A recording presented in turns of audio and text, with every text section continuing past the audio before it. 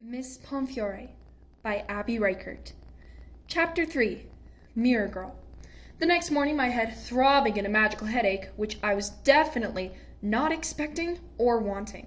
Grim appeared on my lap, chipper as ever, which I knew what it meant. Breakfast time! Grim joyfully unaware of my state. Okay, I'm up.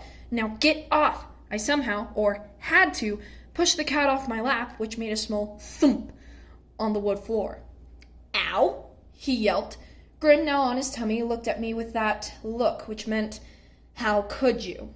Okay, Mr. Grumpy, you asked for it. At that second, blue flames came out, blistering and hot.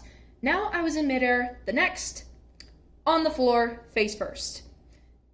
Thank you, I sarcastically murmured. As I looked at Grim, now laughing like this morning can be worse than last night, I started rubbing the wood smell and sleep off my face, like it would help, actually. I started walking to my dresser. In my mind, it felt like two weights were meant for me, a messed up morning present from the Great Seven.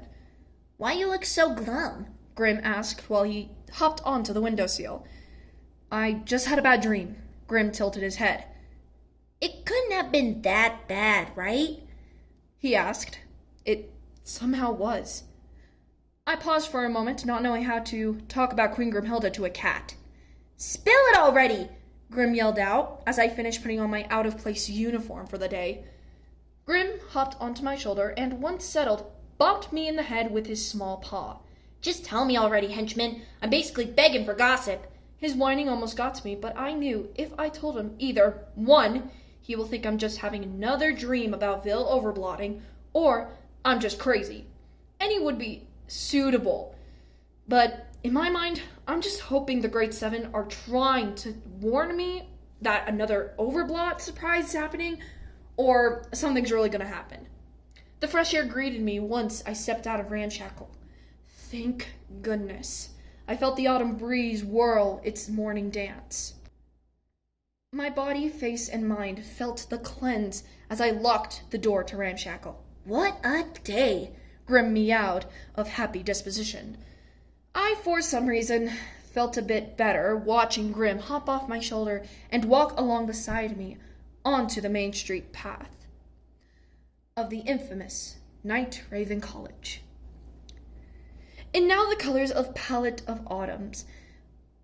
Red, yellows, oranges, and the pale blue sky of a cloudless sky. Thinking ideas of Toby Glassheart, little snippets of the dream I had last night. Toby Glassheart. Grim's cat ears perked up curiously now. I froze for a quick moment on accident before walking again. Hey you, what was that for? Sorry, Grim, must have slipped out. But it seemed cool. Grim, I need to tell you something. I watch him jump up and land himself on the base of the fairest one of all statue. How ironic, I disappointedly thought. Knew this was a temptation sent by Her Majesty. Before I could even open my mouth, I felt a crash on my arm. Ow! What the heck? I stumbled back. Watch where you're bloody going!